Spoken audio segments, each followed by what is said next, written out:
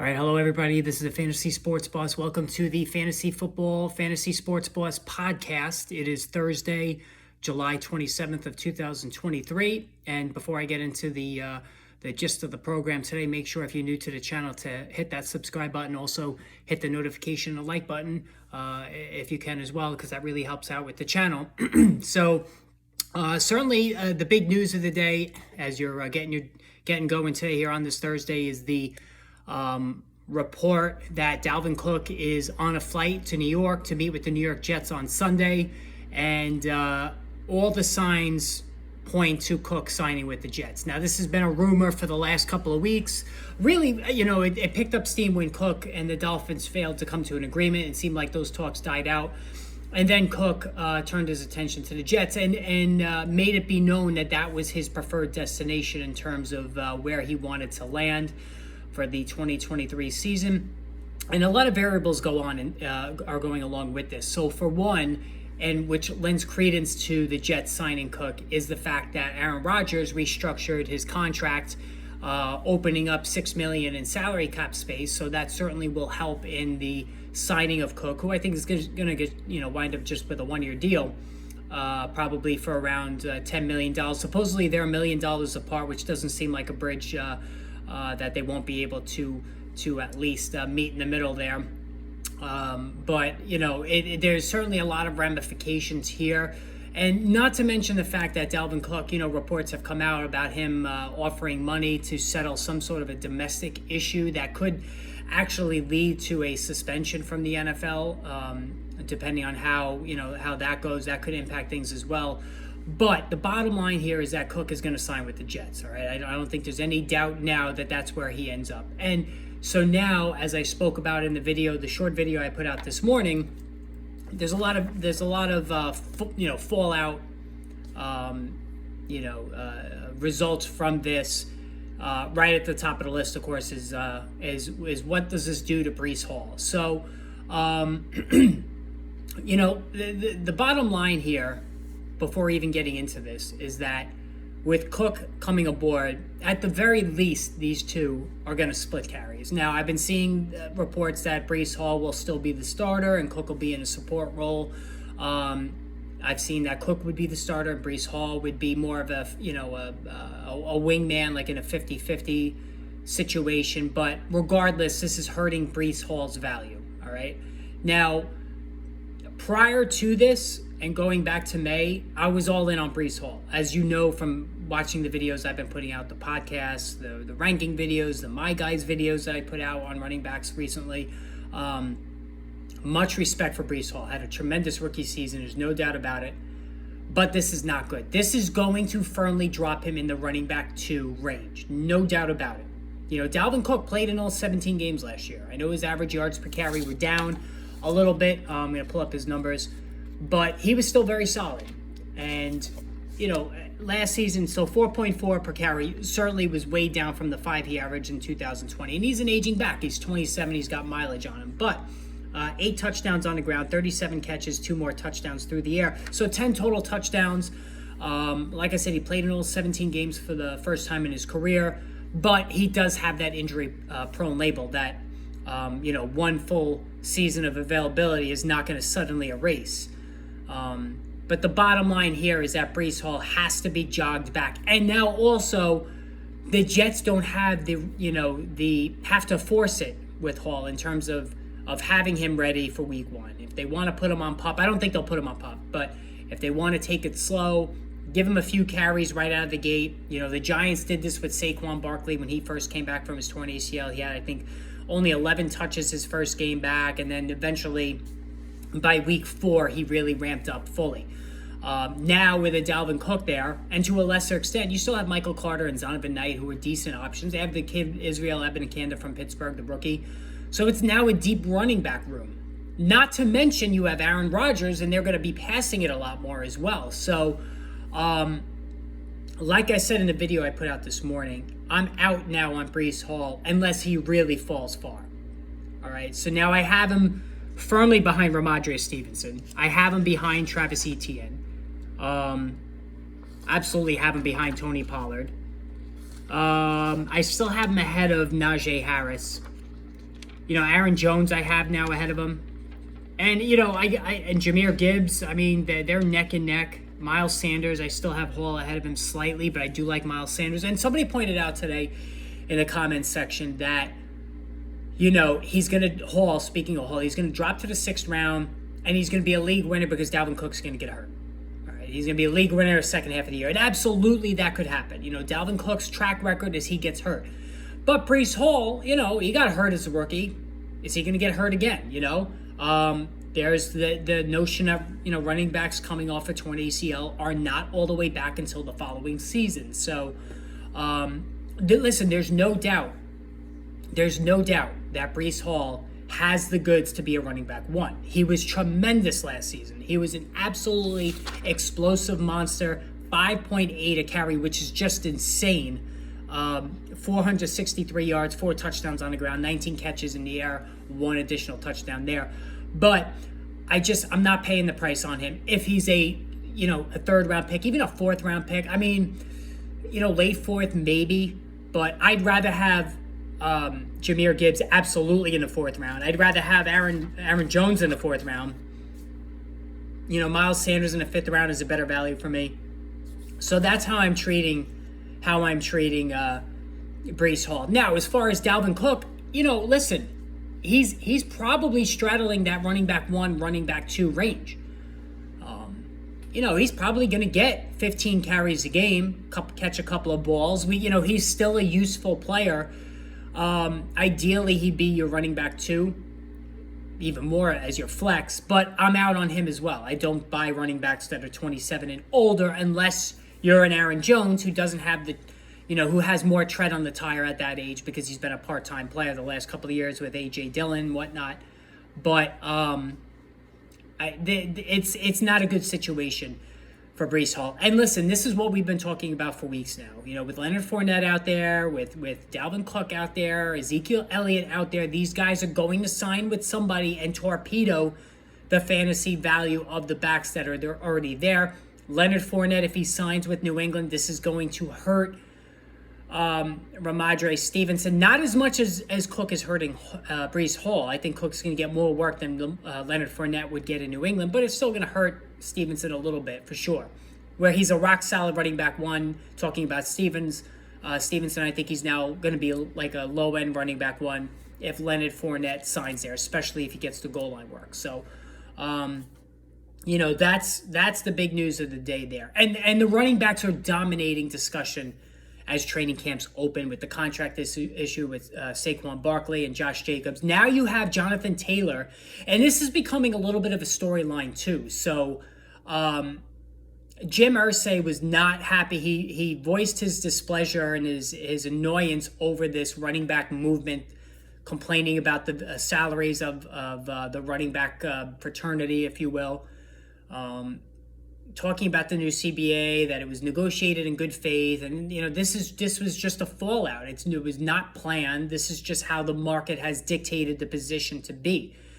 And speaking of his running back, Jonathan Taylor is on PUP coming off of ankle surgery, and the ankle supposedly is not 100% right now, and we're 6 weeks away from the season starting, and that's not what you want to hear.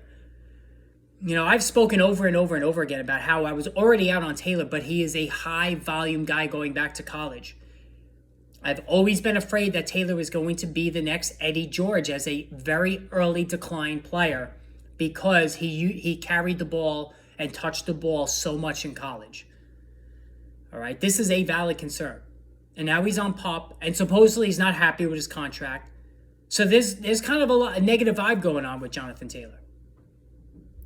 And listen, Anthony Richardson as a quarterback is going to help Taylor and hurt him. It's going to open up running lanes, no doubt. So with Matt Ryan, there was no reason for defenses not to stack the box. Now they're going to have to drop a linebacker.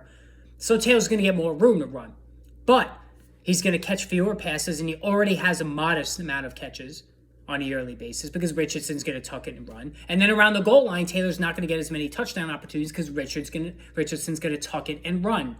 Just like, Jalen Hurts, just like Lamar Jackson. Now you add the injury that he's not over. Now you add the discontent, or he's disgruntled. I'm even more out on him than I was before. So, and, as far as the position as a whole, and this is the next thing I wanted to get into, it's interesting that you could make the case that Bijan Robinson, the rookie Bijan Robinson for the Atlanta Falcons, is the safest first-round running back investment. You could make that argument. Now you can say, oh, he's a rookie running back. Didn't we learn our lesson with Clyde Edwards-Helaire and Ryan Matthews? No. He's more Saquon Barkley, who, of course, went ballistic as a rookie, than he was CEH, who was a smallish back. And we all overreacted to that when Damian Williams opted out and CEH all of a sudden was the guy. He was, drafted right at the end of round 1, smallish back out of LSU, just didn't have it. Ryan Matthews, got injured as a rookie, decent back, but was never anywhere near the caliber of Bijan Robinson and Saquon Barkley for that matter. But yet you could make this case that Bijan Robinson might be the safest running back. So let's take it one at a time. Christian McCaffrey, 27, long history of injuries. I mean, yes, he stayed healthy last year, but you're going to bank on that 2 years in a row, especially now at 27, coming off a very heavy usage, 244 carries, 85 catches. Wow, that's a lot of touches for a guy who's been hurt. Not to mention the fact Elijah Mitchell ate into a decent amount of McCaffrey's touches when both were on the field the second half of last season and even into the playoffs. So how much work is Mitchell going to get? You're buying very high on McCaffrey. Last year is the optimum. Really, the only direction he can go is down. There's a lot of mouths to feed in this offense. George Kittle, Brandon Ayuk, Deebo Samuel, right? Elijah Mitchell, who's no slouch as a runner. And then you have, Jonathan Taylor, which we talked about. Austin Eckler. I mean, man, this guy, he's 28, and the touches are absolutely insane. 127 catches last season. Right? 107 catches last season, 204 carries. So that's over 300 touches for a guy who's not very big. He got nicked up his first, few years in the league, played only 10 games in 2020. Missed a game in 21 due to COVID. Full slate last year. Is he all of those carries, all those touches, is it going to come and impact him this season? You have a new offensive coordinator there in Kellen Moore who wants to throw the ball down the field. Maybe not so much with these dump-offs anymore. So those receptions could be dialed back probably. The touchdown totals for Eckler too. I mean, is he gonna rush for 12 plus touchdowns again with all of these pass catchers? I don't know. Saquon Barkley, 3 of his 5 years in the NFL have been an injury mess. Now, he's not entirely happy. He did report to camp, and I'll give him credit for that. But 26, getting a little bit up there, but hasn't had the workload at that age. So I'm not as much worried about erosion and decline with Barkley. But he's not the same explosive athlete he was as a rookie. The torn ACL took a little bit from him. Anybody who watches him would know what I'm saying by watching him the last couple of years. Still a very good player. Now that he's in camp, I actually think Barkley is safer to invest in than McCaffrey, than Taylor, and then Eckler. I think he's there with Robinson as the safest running backs to invest in, now that he's in camp. Nick Chubb, a lot of work for him. 27, doesn't catch the ball a lot. Derrick Henry, 29, coming off a 370-touch season, the curse of the 370-touch season. He did it in 2020, was hurt in 2021. Josh Jacobs, the curse of the 370-touch season. Always was hurt previous to last season. How is he going to react? And he's holding out. He's not even in town. Kenneth Walker has the kid from UCLA breathing down his back. He doesn't catch passes. He gets hurt. Tony Pollard, is Elliott going to sign and take the goal line carries? Can Pollard hold up under a full season of touches? So those are all the backs that are going in the first 2 rounds. And Bijan Robinson's fresh. He's going to be used all over the field, running, catching it. You can say, Tyler Algier. No. Algier's a nice player, but he's not going to get anywhere. He's not going to do enough to impact negatively Robinson's workload. Yes, they have Drake London and Kyle Pitts for the passing game, but Arthur Smith, he can't change his his stripes, his coaching stripes. He's going to run the ball constantly. So you can make that case that Bijan Robinson is the safest first-round pick at running back. I didn't even mention, too, J.K. Dobbins is also holding out. Well, he's on PUP. He's unhappy about his contract as well. But, J.K. Dobbins, to me, doesn't have a leg to stand on. He missed all of 21. He missed half of 22. Stay on the field first, and then we'll talk about your contract. He hasn't been available to the team. So why does he feel like he has that right now to demand money? I get it. Take the opportunity when it's there. Running back, short shelf life, no doubt. But he's not in the same realm as Josh Jacobs and Saquon Barkley as a player and as far as production. All right, so the other thing I wanted to touch on today, getting back to the New York Jets and Aaron Rodgers. So Aaron Rodgers, of course, he restructured his contract. He's going to be around for 2 years now. He's pretty much guaranteed it without saying it. If they win the Super Bowl this year, maybe he thinks about walking off into the sunset, but it looks like he's going to be here for 2 years. And he said he's intrigued to play into his 40s. Garrett Wilson, Alan Lazard, old friend Randall Cobb, underrated receiving tight end in Tyler Conklin. But the big issue so far in camp, and they've been in camp longer than other teams because they're playing in the Hall of Fame game. They've been in camp for a week and a half now. And it's been talked about all over here in Talk Radio here in New York. The Jets' offensive line is playing like absolute dog shit through the first week and a half of training camp. And it's been awful. Mekhi Becton is already hurt. His knee's bothering him. He sat out practice yesterday. This guy is just an absolute disgrace. He's a joke. Can't stay on the field. Ballooned his weight like crazy. Living at McDonald's the first couple of years in the league. Then he got hurt. Missed all last season. Comes back. He slimmed down. Good job. But now he's hurt again. And he's bitching about that he wants to play left tackle. Stop getting hurt and stay on the field, and then you could, dictate where you're going to play. Elijah Vera Tucker is a very good guard. No issue there. Laken Tomlinson, who they signed prior to last season for guard, it was formerly a really good player. He struggled throughout last season. They have a battle at center, Connor McGovern, and the kid Tippmann that they drafted. And Tippmann's got a lot of potential, but he's still going to be a rookie, and he's going to win that job. Both tackle spots are in flux. Dwayne Brown is not practicing either. They have Max Mitchell, who vying for one of the spots. Some guy they brought in from Cincinnati vying for the other. George Fant is actually being looked at today, free agent who did play for the Jets. That's how desperate things are getting.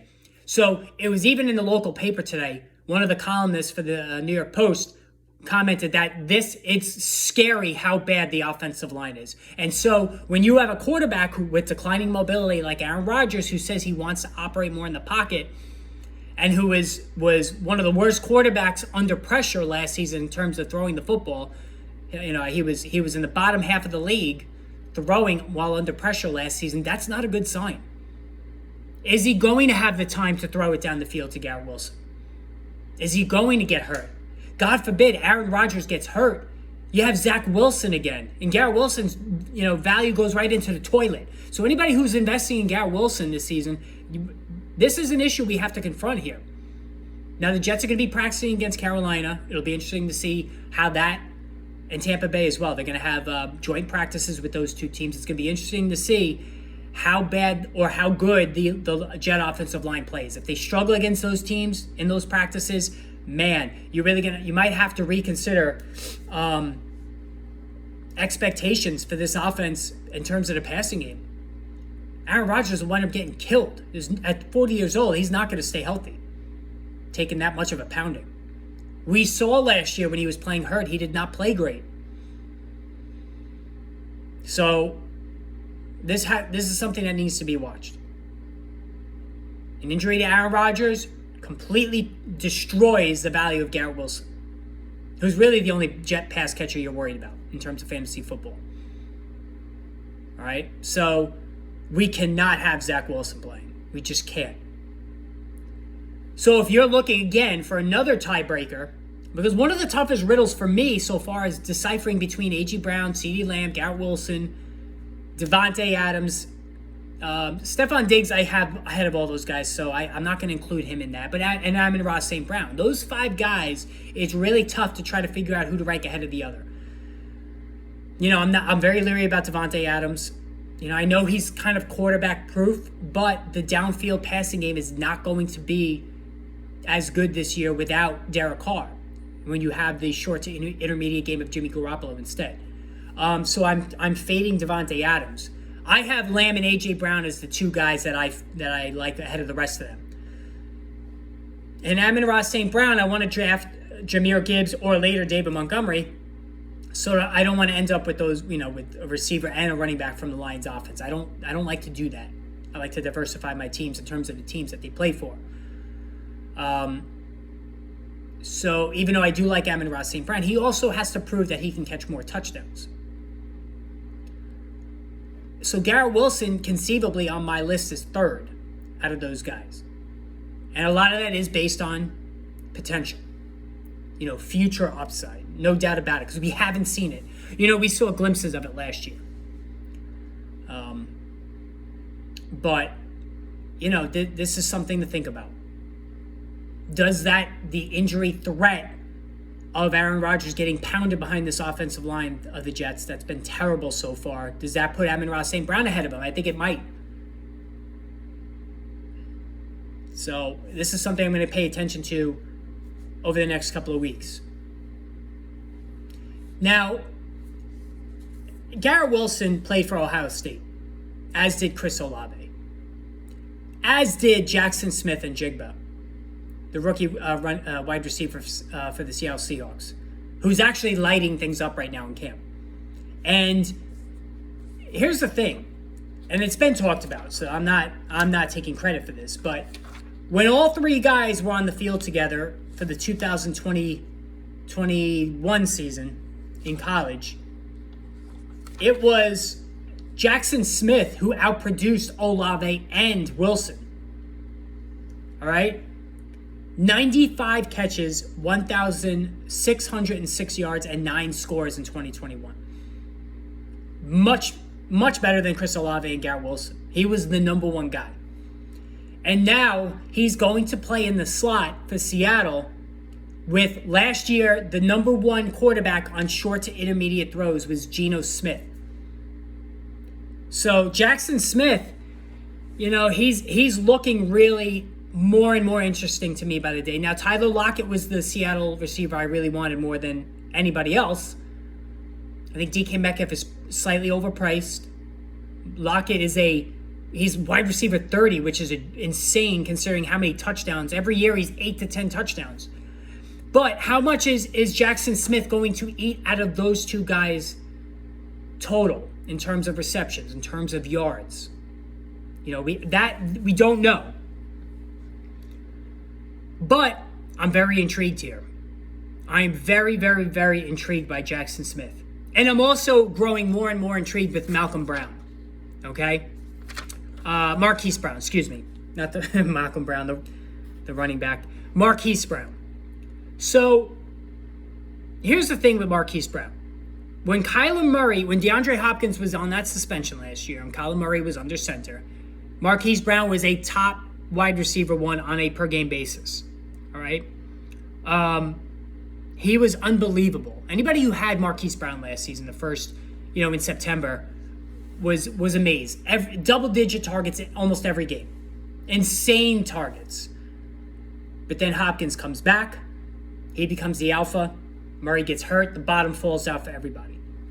Now Hopkins, of course, is in Tennessee. Murray's recovering from last year's torn ACL. He's absolutely guaranteed to start the year on PUP, so he's going to miss the first 6 games. So it might be a little rough sledding initially for for Marquise Brown. But I think midway point of the year through the end of the season, it could be extremely good in terms of the numbers for Marquise Brown. So he's somebody I'm also paying attention to in that round, 6, 7, 8 area code. All right, and I think you have to. I think the talent is very obvious. I even like him more than DJ Moore. I think DJ Moore is overpriced, And by the way, and I have to admit I didn't know this. There has never been a 4,000-yard passer in Chicago Bears history. I think I heard that right. Never been a 4,000-yard passer, that's an amazing stat. So Justin Fields wants to be the first 4,000-yard passer. I don't think he's going to get there, And really, the majority of Justin Fields' value is coming from his legs, not what he did with he was horrible throwing the ball. He was either he ran it or he got sacked on an insane, inordinate amount of times going back to pass. His accuracy wasn't good. His reads, his progressions, reading defenses, not good. Did he have a lot of help? No. This year he's got help. He's got more weapons to work with. But it falls under the I'll see it I'll believe it when I see it. So, this is that has me out on DJ Moore. I know a lot of people, he's the wide receiver 1 now. He's got Justin Fields. He's the top guy. Still, I have a lot of concerns about this passing game. Not to mention cold weather passing games. I'm not as keen on in terms of investing in receivers and quarterbacks that play in cold weather. I always have that concern with Josh Allen. Is Josh Allen going to be dealing with the snow? I always cite that game against New England a couple of years ago with that blizzard on Monday night. And he put up I think 15 or 14 fantasy points. It was a complete, no-show performance. And it was down the stretch of the season too. So these are the things you got to think about when it comes to drafting quarterbacks and receivers. And DJ Moore, for me overall, I'm not chasing him. I'm not really, to be honest with you, I'm not really liking him much this season at all. So, a couple of the other things, I'm just going through some of my notes here that I have. Anybody else? I think there's something else I wanted to talk about. I don't remember now. Yeah, I'm still getting a lot of emails and stuff. And by the way, you can email me, rangerfan28@yahoo.com.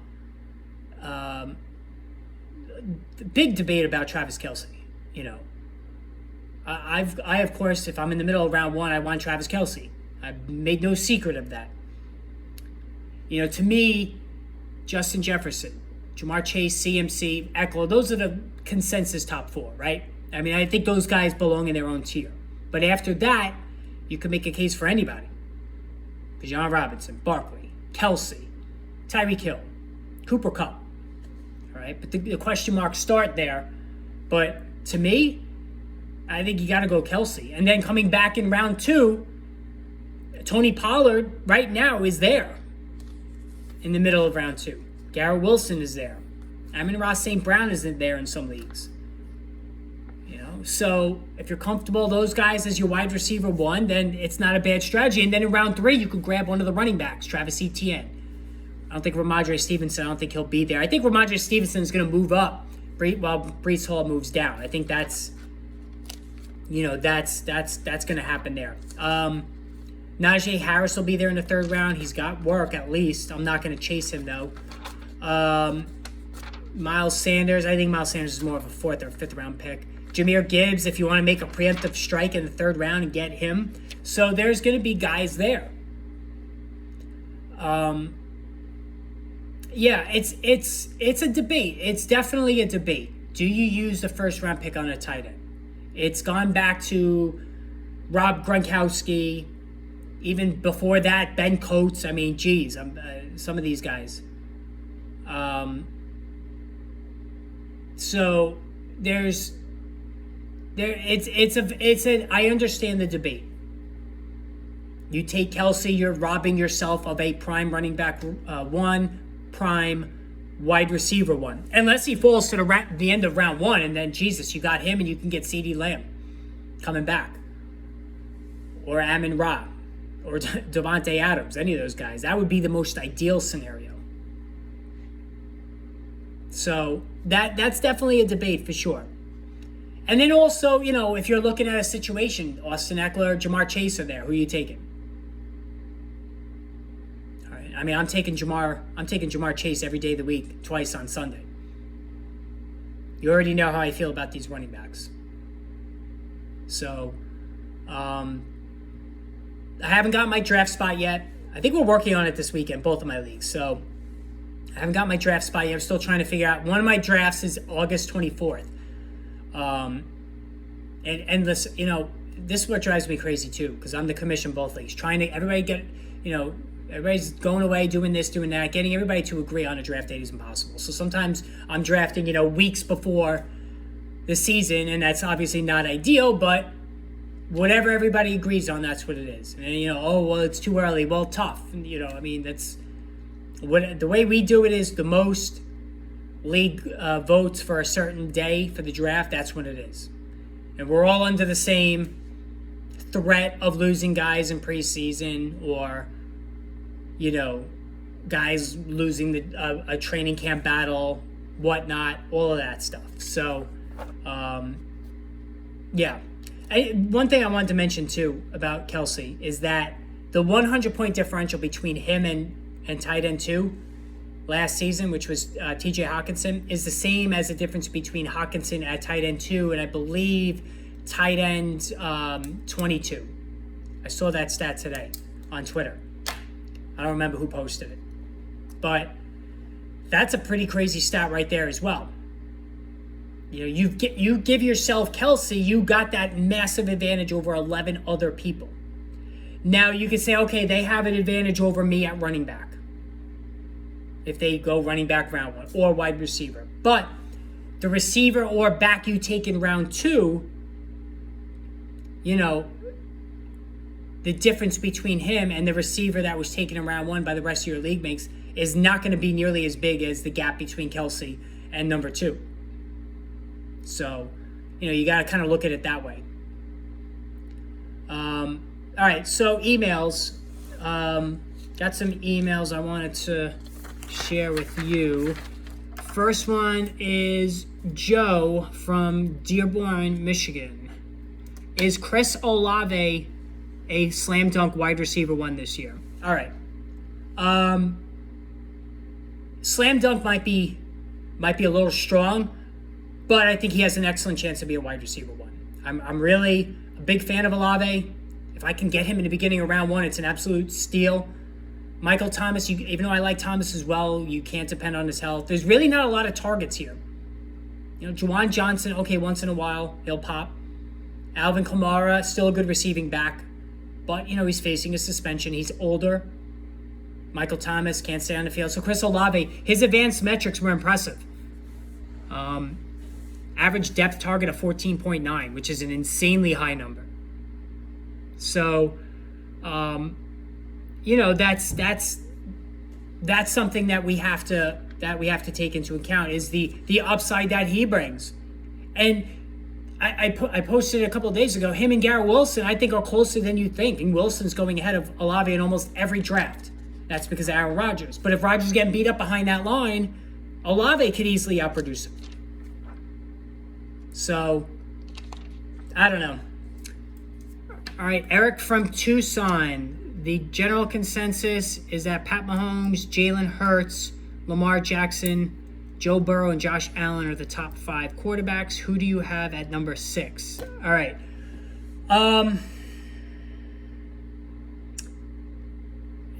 So those are the top 5, no doubt. For the next group, I have Justin Fields, I have Trevor Lawrence, and I have Justin Herbert. If I had to pick between them, I would go Lawrence.